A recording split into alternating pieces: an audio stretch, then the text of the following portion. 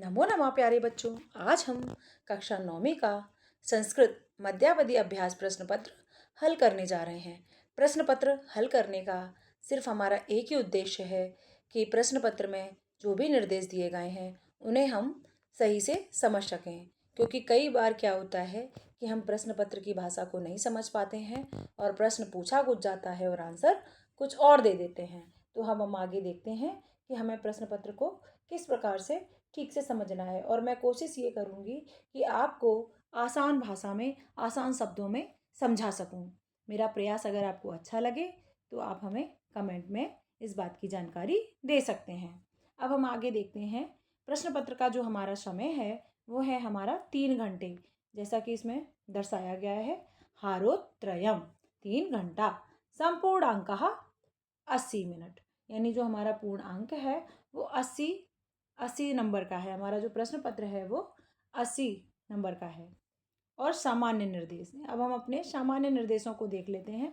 सामान्य निर्देश: उत्तर लेखनात् पूर्वम प्रश्नस्य क्रमांकः अवश्यम लेखनीय, यानी उत्तर लिखने से पहले प्रश्न की क्रमांक अवश्य लिखें, यानी जो प्रश्न का क्रम है वो अवश्य ही लिखें। फिर है नेक्स्ट है हमारा प्रश्न संख्या प्रश्न पत्रानुसारम एव लिखनी है। प्रश्न पत्र संख्या भी हमें प्रश्न पत्र के अनुसार ही लिखनी है। फिर सर्वेषां प्रश्नानामुत्तराणि संस्कृतेन लेखनीयानि, यानी सभी प्रश्नों के उत्तर संस्कृत में ही लिखने हैं। प्रश्नानां निर्देशः ध्यानेन अवश्यम पठनीय, यानी प्रश्नों के जो निर्देश हैं उन्हें हम ध्यान से निश्चित ही पढ़ेंगे। अब हम आगे बढ़ जाते हैं अपने प्रश्न संख्या 1 पर। प्रश्न संख्या 1 में हमारा बताया जा रहा है अपठित अवबोधनम, यानी अपठित गद्यांश, जिसको हम अपठित गद्यांश भी कहते हैं। ये है हमारा अधोलिखितम गद्यांश्या अधोलिखितम गद्यांशम पठित्वा प्रदत्त प्रश्नानाम उत्तराणि संस्कृतेन लिखत, यानी नीचे लिखे गए गद्यांश को पढ़कर दिए गए प्रश्नों के उत्तर संस्कृत में लिखें। ये हमारा गद्यांश है जिसको आप बहुत ही ध्यान से पढ़ेंगे। अगर हमने इसको ठीक से नहीं पढ़ा तो हमारे प्रश्नों के उत्तर गलत हो सकते हैं। तो सभी बच्चे इसको ध्यान से पढ़ेंगे, क्योंकि इसको पढ़कर ही हमें नीचे के प्रश्नों के उत्तर को हल करना है। अब हम देख लेते हैं एक पदेन उत्तरतः, यानी एक पद में हमें उत्तर देना है।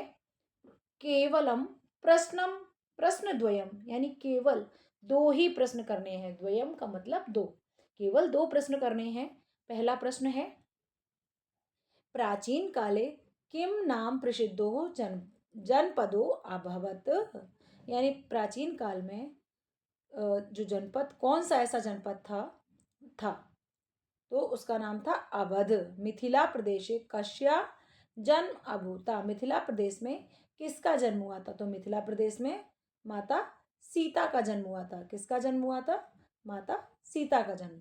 फिर एतस्याः विवाह केन सह संपन्नो बभूव, यानी यह विवाह किसके साथ संपन्न हुआ था? तो श्री राम के साथ संपन्न हुआ था। ये हमारे एक पदेन उत्तर हो गए। अब हम आ जाते हैं पूर्ण वाक्य पर। पूर्ण वाक्य उत्तरता हमें हमारा देखो, केवलम केवलम प्रश्नद्वयम, यानी केवल 2 ही प्रश्नों के उत्तर देने हैं। पहला प्रश्न है हमारा मातु कैकय्या आज्ञां शिरोधार्य कृत्वा कह वनम प्रतिगतवान। तो जब हम इसको पूर्ण वाक्य में लिखेंगे तो हम पहले प्रश्न सूचक शब्द ढूंढेंगे और उसको हम यहाँ से हटा देंगे, और हम पूरा वाक्य ऐसे लिखेंगे मातु कैकय्या आज्ञां शिरोधार्यं कृत्वा भगवान रामः वनम प्रति गतवान। ये हमारा पूर्ण वाक्य में उत्तर हो गया। इसी प्रकार हम यहाँ पे कहा हटाकर लंकापति रावणः कर देंगे और यहाँ कम हटाकर रावणम। तो हमारे जो ये प्रश्न है, प्रश्न में हमारा ये इसका उत्तर ऐसे बन जाएगा दूसरे का, वने लंकापति रावणः मातरम सीताम छलेन चोरयित्वा लंका नगरी नीतवान, यानी वन में लंकापति रावण ने सीता को छल से चुराकर लंका नगरी ले गया। ऐसे श्री राम ने किसको मारा? श्री राम रावणम हत्वा मातरम सीता नीत्वा अयोध्या प्राप्तवान, यानी माता सीता, श्री राम ने रावण को मारकर माता सीता को प्राप्त किया और अयोध्या ले आए। अब इसका अनुच्छेद पूछ रहा है तो जो हमारा अनुच्छेद है, अस्य अनुच्छेदस्य कृतेः उचितम शीर्षकम संस्कृतेन लिखत, यानी इस अनुच्छेद का शीर्षक संस्कृत में लिखना है।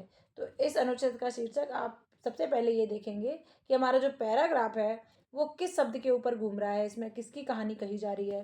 वैसे तो हमारा ये एक रामायण का छोटा सा पैराग्राफ लिया गया है, अगर हम चाहें तो उसको रामायण का नाम भी दे सकते हैं और भगवान राम या दे सकते हैं। अब हम आ जाते हैं यथा निर्देशम उत्तरता, यानी निर्देश के अनुसार उत्तर दें।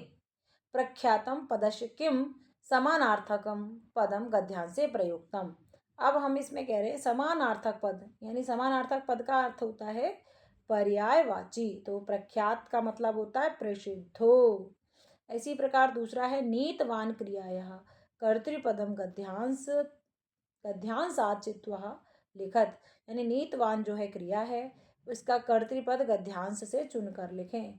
तो चोरयित्वा, चोर यहाँ पे थोड़ा सा लेखन की गड़बड़ी हुई है, तो यहाँ पे हो जाएगा चोरयित्वा। इसका आंसर होगा चोरयित्वा, इस प्रकार लिखा जाएगा चोरयित्वा, यित्वा, इस प्रकार से। इसी प्रकार हम प्रश्न नंबर 3 पर आ जाएंगे। आधुनिक काले इत्यस्य विलोम पद गद्यांशात् चित्वा लिखत। आधुनिक काल का हमें विलोम बनाना है, तो आधुनिक काल का विलोम हो जाएगा प्राचीन काल।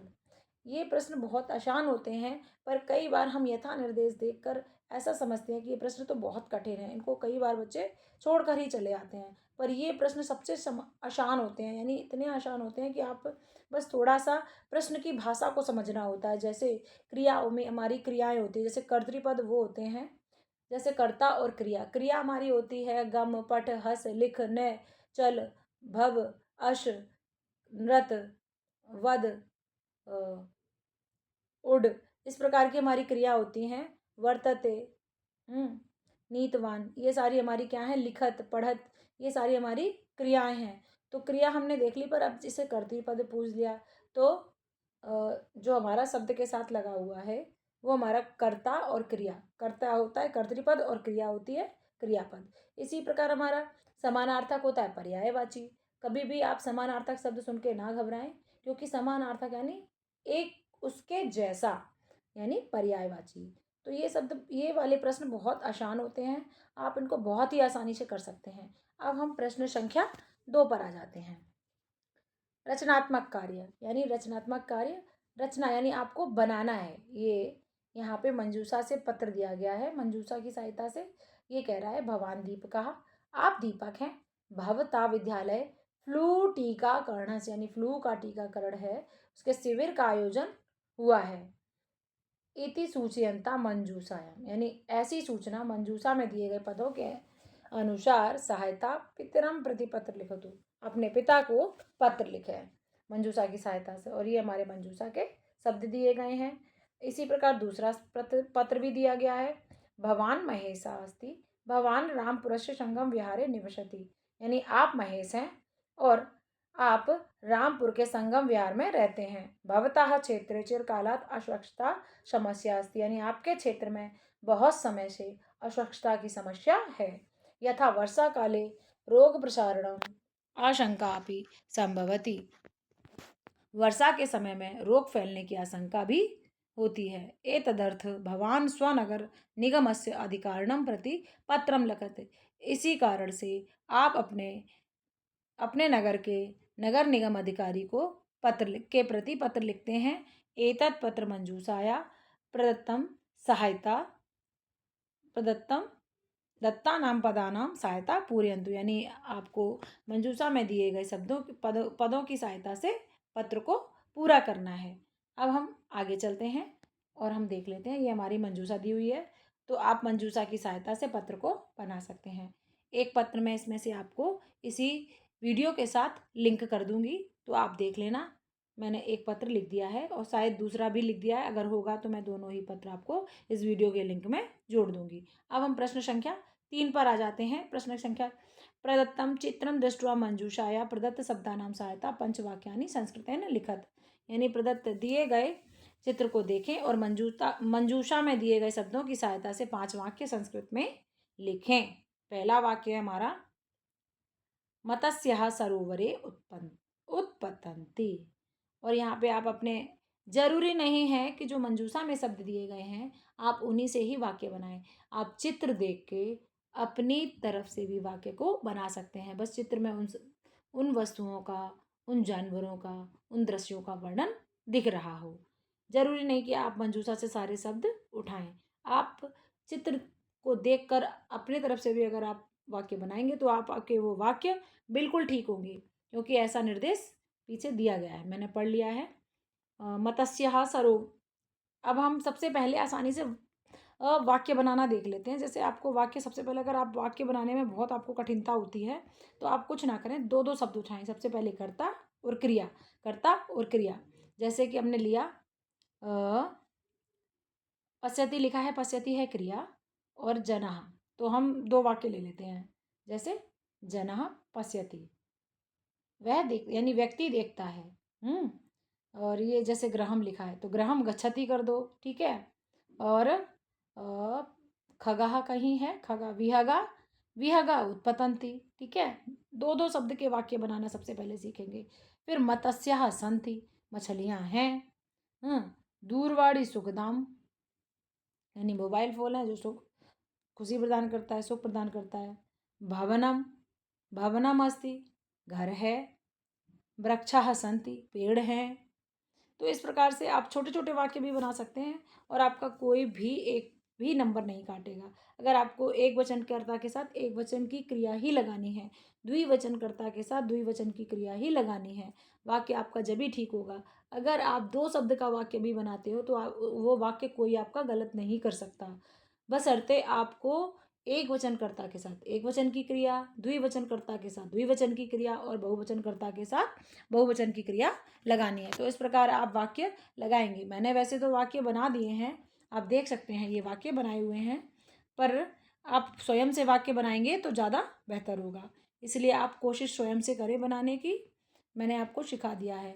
अब ये अथवा में एक और, ये अथवा में आपको एक अनुच्छेद दिया गया है छोटा सा। मंजूषा प्रदत्त शब्दानां सहायेन निम्नलिखित विषय अधिकृत्य न्यूनम पंचाभि संस्कृत वाक्य एकम अनुच्छेदम लिखा, यानी मंजूषा, दी गई मंजूषा के शब्दों की सहायता से निम्नलिखित विषय पर कम से कम पांच संस्कृत वाक्य का एक अनुच्छेद लिखें।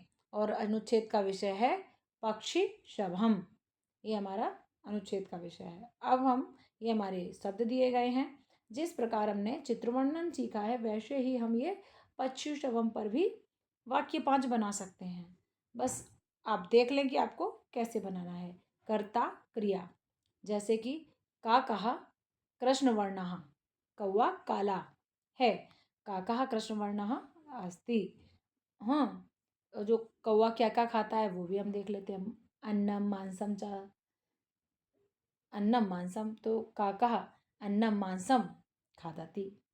फिर कोकिला कोयल नीडे वसति, जो कोकिला नीडे निवसति, जो कोयल है वो घोंसले में रहती है।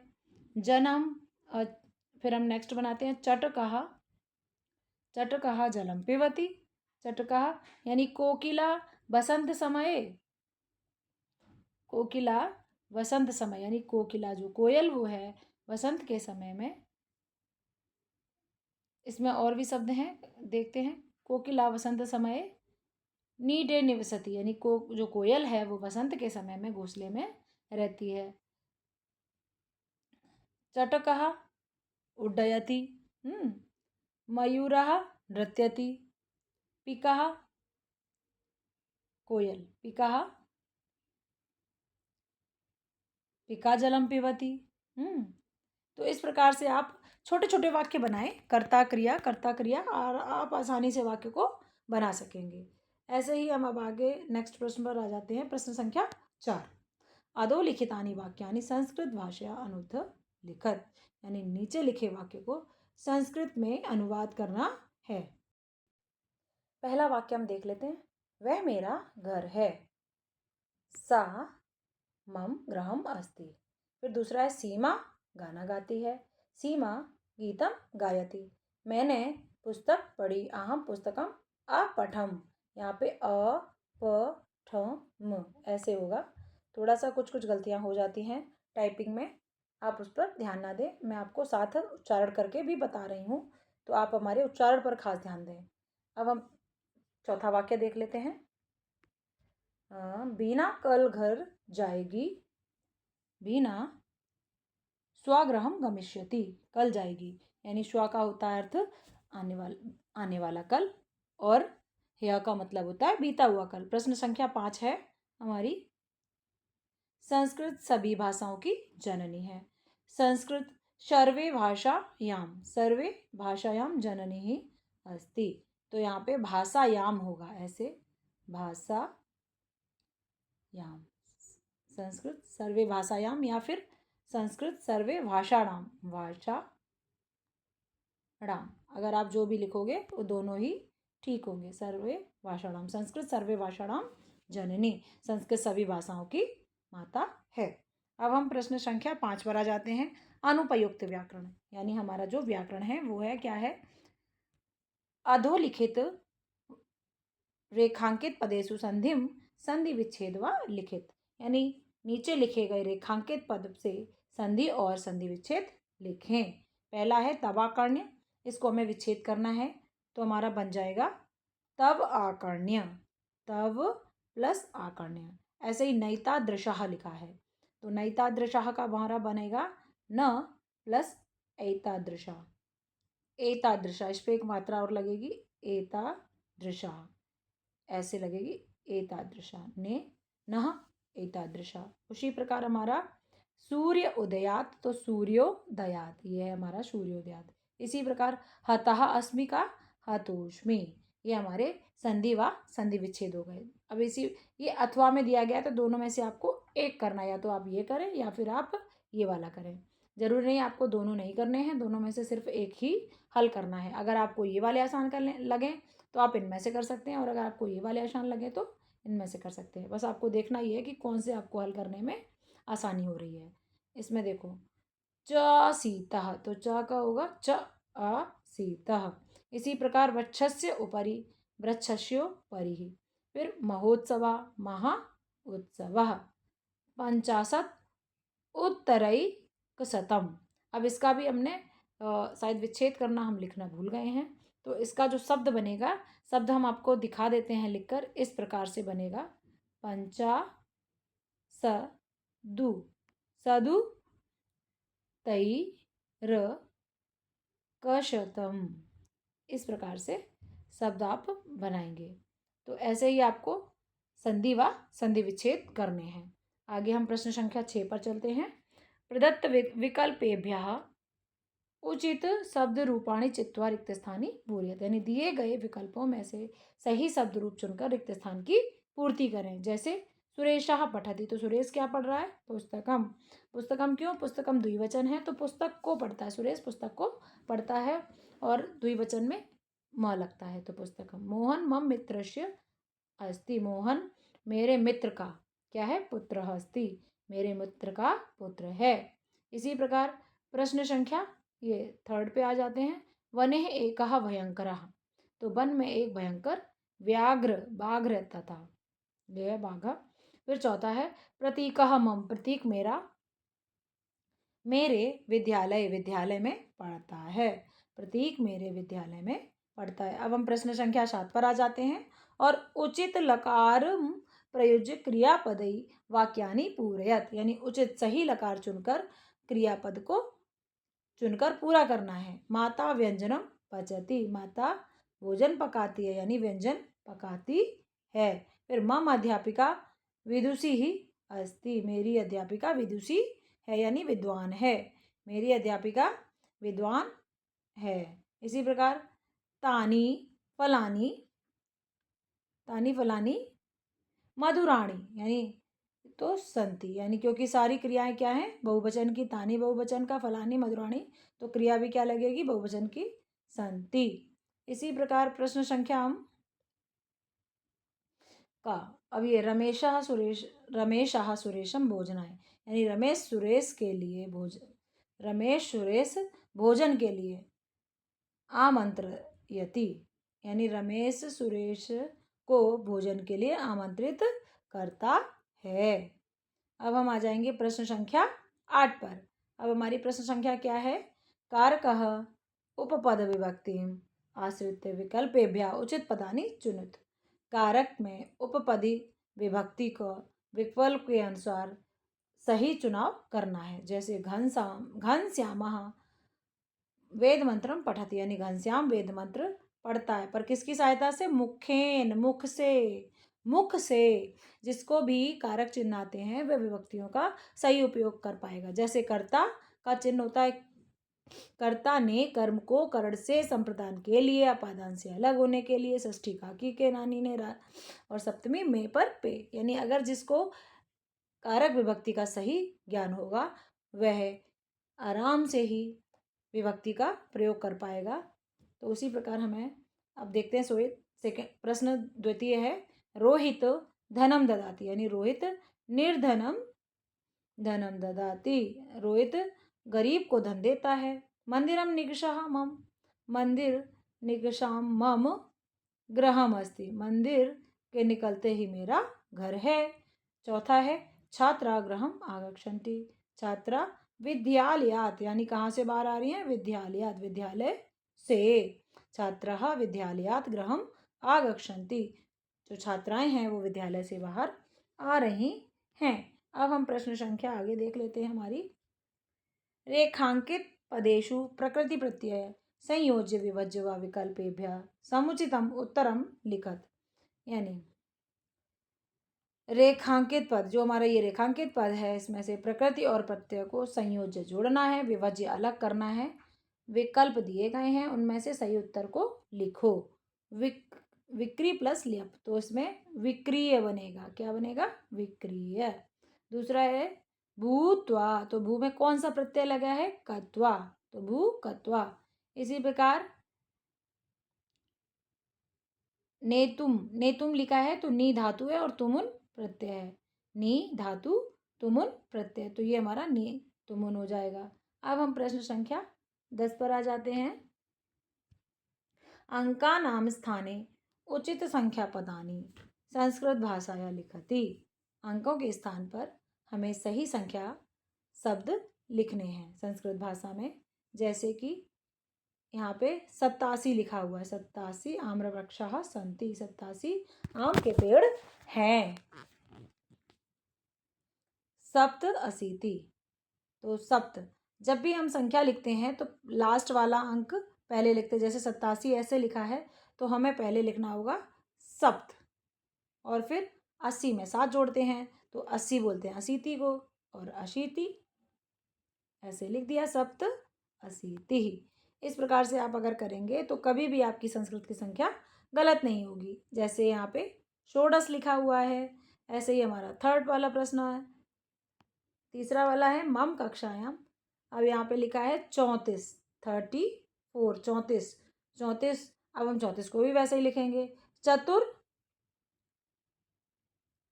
ये यहाँ पे लिखा गलत है, मैं आपको लिखकर सही दिखा देती हूँ। हम आपको लिखे इस प्रकार से लिखेंगे, चतुर, च तु र,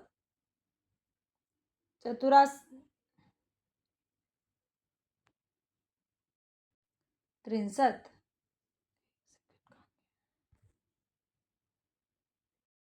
इस प्रकार से लिखेंगे हम चतुस्त्रिंशत। तो ये 34 हो गया। अब हम आगे देख लेते हैं, ये हमारा है 48, 48, तो अष्ट चत्वारिंशत, क्योंकि 8 बाद में आ रहा है और तो इसको अष्ट चत्वारिंशत लिखेंगे। इस प्रकार से हमें संख्या लिखनी है। बस संख्या को लिखते समय ये ध्यान रखना है कि जो बाद वाला अंक होता है उसको पहले लिखना होता है और पहले वाले अंक को बाद में लिखना होता है। तो इससे आपकी संख्या कभी भी गलत नहीं होगी। प्रश्न संख्या 11 पर आगे जाते हैं। अधोलिखित पदेषु उपसर्ग संयोज्य विभज्य व लिखत, यानी इसमें हमें उपसर्ग और उपसर्ग को जोड़ना है और अलग करना है। जैसे यहाँ पर लिखा है पराजितः, तो परः प्लस जितः, ये हो गया। जैसे अनुईक्षणम, तो इसको हमें जोड़ना है तो क्या हो जाएगा? अनुवीक्षणम। संजाता, सम प्लस ज्ञातः। इसी प्रकार सम उत्डीयते, तो समुड्डीयते। ऐसे हमारे ये विभज्य हो गया, ये संयोज्य हो गया, ये भी विभज्य हो गया और ये संयोज्य हो गया। इस प्रकार से हमें उपसर्ग को भी संयोज्य और विभज्य यानी जोड़ना और अलग करना है। इसी प्रकार प्रश्न संख्या 12 पर आ जाते हैं। कोष्टकेभ्यः शुद्धम अव्यय पदम चित्वा रिक्त स्थानी पूरयत। कोष्टक में दिए गए अव्यय पदों को चुनकर सही अव्यय पद भरने हैं। जैसे अवकाशः भविष्यति, अवकाश होगा। तो जब होगा तो हमें आने वाले कल की बात करनी है। स्व अवकाशः भविष्यति, कल अवकाश होगा। तो हम कदा पठिष्यति, तुम कब पढ़ने जाओगे। तो इसी प्रकार अगर हम इसका जब भी हम अव्यय करते हैं तो अव्यय में अगर हमें कहीं प्रश्न सूचक शब्द आता है तो प्रश्न सूचक क्वेश्चन जहाँ पे मार्क आ रहा है वहाँ पे प्रश्न सूचक शब्द को हम बिना सोचे समझे जोड़ सकते हैं। वहाँ पे बस 2 प्रश्न सूचक शब्द यानी 2 प्रश्न सूचक चिन्ह ना दिए गए हों। तो आप ऐसे भी कर सकते हैं। अगर आप यहाँ पे अच्छे से थोड़ा सा सोचेंगे तो यहाँ पे देखेंगे कि यहाँ पे प्रश्न सूचक चिन्ह लगा हुआ है।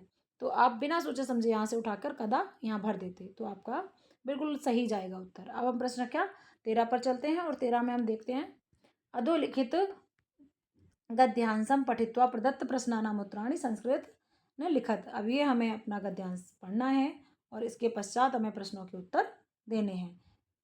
एक पदेन उत्तर केवल प्रश्न द्वयम्, यहाँ पर भी हमें सिर्फ 2 ही प्रश्नों का उत्तर देना है। स्वर्ण काकेन बालिकया कश्याम भोजनम परिवेशितम, यानी सोने का जो कौवा था उसने लड़की को कैसी थाली में भोजन परोसा। तो स्वर्ण स्थाल्याम, सोने की थाली में। भवने सज्जितानि कानि दृष्ट्वा बालिका विस्मयगता, यानी भवन जो उसका महल था किन किन वस्तुओं से सजा हुआ देखकर जो लड़की थी वो आश्चर्यचकित हुई थी। चित्र विचित्र यानी विचित्र विचित्र वस्तुओं से। ताम्रस्थाल्याम एव अहम भोजनम करिष्यामि, यानी तांबे की थाली में ही भोजन करूंगी। इति का व्याजहारा, यानी ऐसा किसने कहा था, बालिका ने। तो ये हमारे एक पदेन हो गए। अब हम आगे चलते हैं पूर्ण वाक्य पर। पूर्ण वाक्येन उत्तरतः केवलम प्रश्नत्रयम, यानी केवल 3 ही प्रश्नों के उत्तर देने हैं। कन्या कदा आश्चर्यचकित संजाता, यानी कन्या कब आश्चर्यचकित हुई थी। यदा स्वर्ण स्थाल्याम, यानी पूरे पैराग्राफ में हमें ऊपर दिया गया तो हमने डॉट डॉट लगा के आगे प्रेषित यहाँ पे हमारा ऊपर प्रश्न लिखा हुआ है, आप ऊपर से छाटेंगे और प्रश्न का आंसर देंगे। ऐसे ही श्रांताम बालिका विलोक्य काका किम प्रा, यानी शांत बालिका को देखकर कौवे ने क्या कहा। पूर्वम लघु प्रातराशाम क्रियताम, इसी प्रकार भोजना अनंतरम काका किम ब्रूते, यानी भोजन के पश्चात बालिका को कौवे ने क्या कहा। तो बालिके गच्छ। इस प्रकार से बालिके, और यहाँ पे ऐसे डस करके मैंने इसलिए लिखा है क्योंकि ये आंसर 2 लाइन का था। आप पैराग्राफ में पढ़ेंगे और आपको आंसर मिल जाएगा। तो आपको इसी प्रकार से पैराग्राफ से प्रश्नों के उत्तर देने हैं। मैं दिखा देती हूँ जहाँ से इसका आंसर है, और इसका आंसर सारे आंसर मैं आपको एक बार दिखा देती हूँ। यहाँ पे ये है काके ब्रूते, ये रहा ब्रूते। बालिका अहम इच्छामि यत् सर्वदा छात्रे तिष्ठ परम तव माता वर्तते चैकाकनी त्वं शीघ्रमेव स्वगृहम गच्छ, यानी वो कहता है कि मैं तो चाहता हूँ कि तुम हमेशा ही यहाँ रहो, पर तुम्हारी माता घर पर अकेली है तो तुम शीघ्र ही अपने घर जाओ। ये आखिरी वाले प्रश्न का है और दूसरे वाले प्रश्न का भी बता देती हूँ। विलोक्य लघु प्रातराश क्रियता, इसका तो मैंने लिखा हुआ है पूरा आंसर। पहले वाले का बता देती हूँ। यदा स्वर्ण यदा स्वर्ण यदा स्वर्ण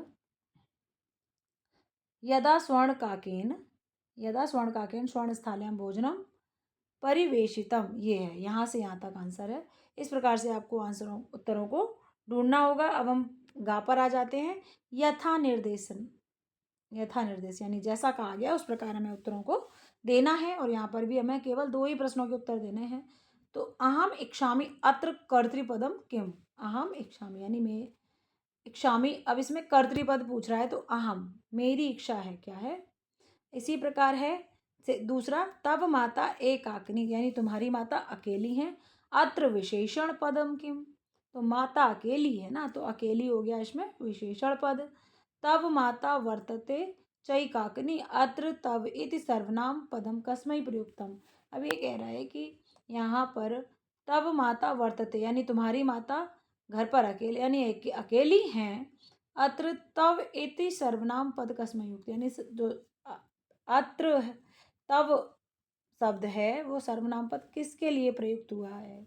तो ये हुआ है बालिका के लिए। बालिका बालिका के लिए हुआ है क्योंकि यहाँ पे बालिका की ही माँ थी घर पर अकेली। तो ये बालिका के लिए हुआ। यहाँ पे हमें उत्तर में बालिका लिखना होगा। पहले क्या होता था कि ये जो यथा निर्देश के प्रश्न आते थे, इसमें आपके ऑप्शन दिए होते थे, यानी विकल्प दिए होते थे।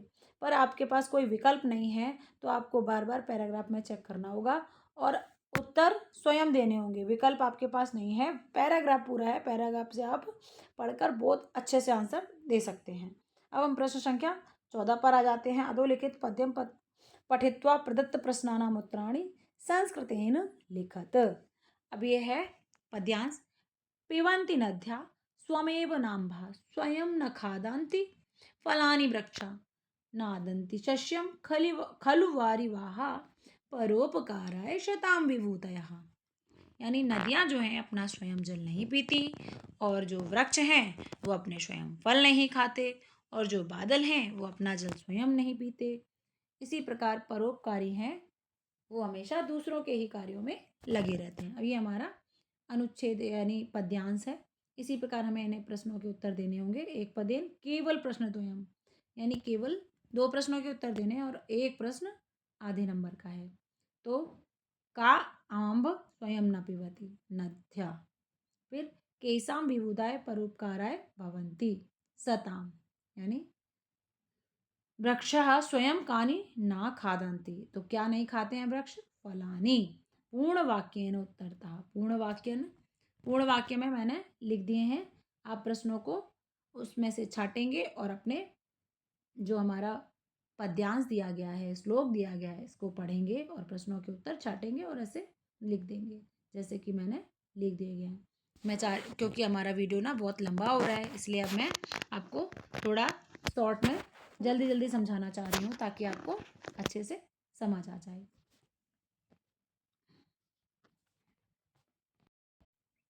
अब हम यथा निर्देश पर आ जाते हैं। इसमें भी हमें केवलम प्रश्न द्वयम, 2 ही प्रश्नों के उत्तर देने हैं। जैसे मेघा इत्यस्य कृते पद्यांश से पर्याय पदम, पर्यायवाची शब्द इसमें ढूंढना है। जैसे कि मेघ का तो अम्बुद तोयद, ये 2 होते हैं। और ऐसे ही पद्य अदंती इति क्रियापदस्य कर्तृपदम किम, तो अदंती हम ऊपर ढूंढेंगे, उसका है शस्यम। जलम इत्यस्य कृते पदांश पर्याय पद, जल का नीर और सलिल, नीर और सलिल, ये वाला सलिल, सलिलम जल। इस प्रकार से हमारे ये प्रश्न पूरे हुए। अब हम प्रश्न संख्या 15 पर आ जाते हैं। अधोलिखित संवाद पठित्वा प्रश्न प्रदत्त प्रश्नानाम उत्तराणि संस्कृत लिखित। नीचे लिखे हुए संवाद को पढ़ो और दिए गए प्रश्नों के उत्तर संस्कृत में लिखो। ये जो हमारा पाठ है वो चंदन और मल्लिका की वार्तालाप चल रही है और ये गोदोहनन पाठ से लिया गया है। और गोदोहनम आपकी जो सेमुषी पुस्तक है उसमें दिया गया है। तो आप इसको पढ़ेंगे और इसके पश्चात ही प्रश्नों को सही से उत्तर देंगे। अब हम देख लेते हैं प्रश्न। केवलम प्रश्न द्वयम, 2 ही प्रश्न करने और एक पद में। जैसे का चीत्कार कुर्वन्, तो चंदन चीत्कार कर रहा था। ग्राम वासना कुत्राशीन अपरत्र। फिर चंदन केन सह पतित, पात्रेण सह, बर्तन के साथ गिरा था। ये हमारे पूर्ण वाक्यन प्रश्नों के उत्तर लिखे हुए हैं।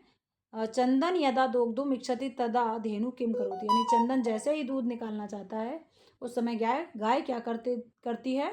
पृष्ठपादेन प्रहरति, पीछे के पैर से प्रहार करती है।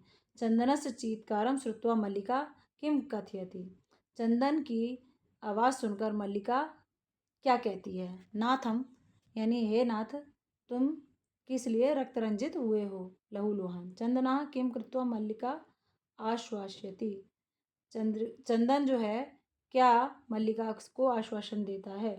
तो ये हमारा ऊपर प्रश्न में उत्तर दिया गया है। अब हम यथा निर्देश पर आ जाते हैं। इसमें भी केवल 2 ही प्रश्न करने हैं। रिक्तः घटा सन्ति अत्र विशेष्य पद किम, रिक्तः घटः सन्ति, तो हमारा जो इसमें विशेष पद है वो घट है, घड़ा। इसी प्रकार सत्वरम आगक्ष अत्र क्रियापदम किम, तो क्रियापद हमें दिख रहा है, आगक्ष ही है हमारा। इसी प्रकार तीसरा है कथम त्वम रक्त रंजिता, यानी तुम लहूलुहान कैसे हुए? अत्र त्वम इति सर्वनाम पद कस्मै प्रयुक्तम, यहाँ पे जो त्वम है वो सर्वनाम पद किसके लिए प्रयुक्त हुआ है? तो रक्त रंजन चंदन हुआ था, तो चंदन के लिए तो हम जो शब्द है वो प्रयुक्त किया गया है। प्रश्न संख्या 16 पर आ जाते हैं। रेखांकित पदानि आदृत्य प्रश्न निर्माणं कुरुतः। उपाध्यायस्य मुखम भूय द्रक्ष्यामि। अब हम प्रश्न देखते हैं कैसे बनाते हैं। अगर आपको किम के शब्द रूप आते होंगे तो आप बहुत आसानी से, और एक ट्रिक और है उसको भी आप सीख सकते हैं। एक छोटा सा नियम है, जैसे मुखम लिखा है तो मुखम की जगह हम क में म जोड़ देंगे, कम। इसी प्रकार ग्रामे, ग्रामे एक अपरा लुब्धा वृद्धा न्यवशत। गांव में एक लालची बूढ़ी स्त्री रहती थी, एक दूसरी। तो कहाँ रहती थी? गांव में रहती थी ना, तो कुत्र, जहाँ पे भी स्थान का वर्णन होगा वहाँ पे कुत्र आ जाता है।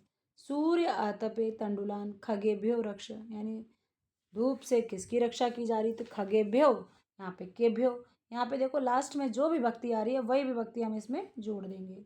फिर तब मातुलानी तू गंगा स्नानार्थ काशी गता, तुम्हारी माता गंगा स्नान के लिए काशी जाएंगी।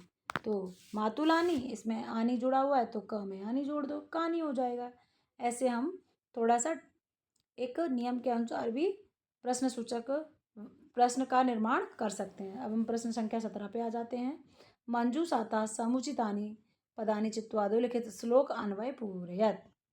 अब हमें इस श्लोक का अन्वय पूरा करना है, तो हमें शब्दों को सही से मिलान करना है। जैसे सवा नीरे तीरे समीरे, तो इसमें क्या है? सनीरे मंदम मंदम बहती, यानी जब हम जो सनीरे मंदम मंदम बहती हो जाएगा, फिर दूसरे में भरा जाएगा मधु माधवीवाम नताम पंक्तिम अवलोक्य हे वाणी नवीना वीणाम निनादय।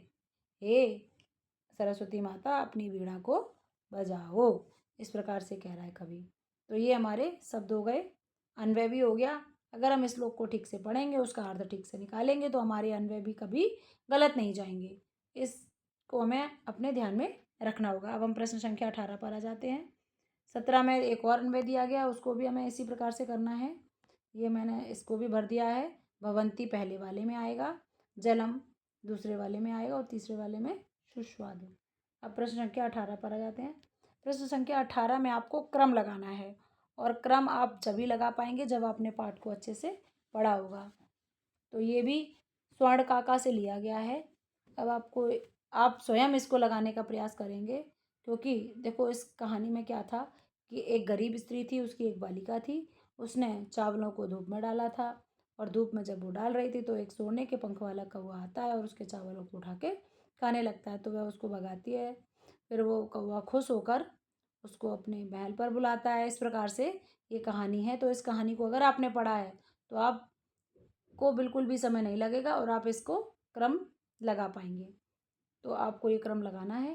प्रश्न संख्या 19, अधोलिखित वाक्येषु रेखांकित पदानां प्रसंगानुकूलम उचितार्थ चित्वा लिखत, यानी नीचे लिखे हुए वाक्यों में जो रेखांकित पद हैं उनको प्रसंग के अनुकूल उचित अर्थ में लिखें। जैसे प्रेक्ष्य, प्रेक्ष्य का जो हमारा उचित अर्थ होगा वो होगा हमारा दृष्टवा। क्या होगा? दृष्टवा। प्रेक्ष्य का मतलब होता है देखकर, उसी प्रकार दृष्टवा। अब मंजूसा, मंजूसा तो हमारे पास बहुत बार शब्द आता है मंजूसा, जिसको कि हम अंग्रेजी में क्लू बॉक्स बोलते हैं और हिंदी में सहायक पेटिका। तो पेटिका हम उसी प्रकार तीसरे पर आ जाते हैं, और तीसरे में है वृत्तम यत्नेन संरक्षेद वित्तम एति चयाति। तो वित्तम, वित्तम को जानते ही हैं, वित्तम बोलते हैं हम धर्म को। मरालही, मरालही होती है, उसका उचित शब्द अर्थ है हंसई। अब हम प्रश्न 19 के खा पर आ जाते हैं, और हमें इसमें मिलान करना है। अधोलिखित शब्दानाम तेसाम अर्थ सही मेलनम, यानी नीचे लिखे हुए शब्दों को उनके अर्थ के साथ मिलान करें। पक्षिणः खगः, वारिवाह मेघः, शताम सज्जनानाम और मदीयम मम। ये इसका सही मिलान है, बिल्कुल सार्थक मिलान है।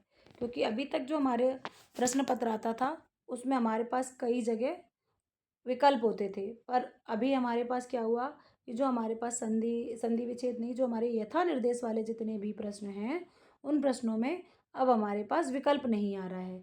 तो उन प्रश्नों को हमें अच्छे से समझना है और तत्पश्चात उनके उत्तरों को देना है। ये आप जभी सही से कर पाएँगे जब आप प्रश्न पत्र को सही ढंग से पढ़ेंगे।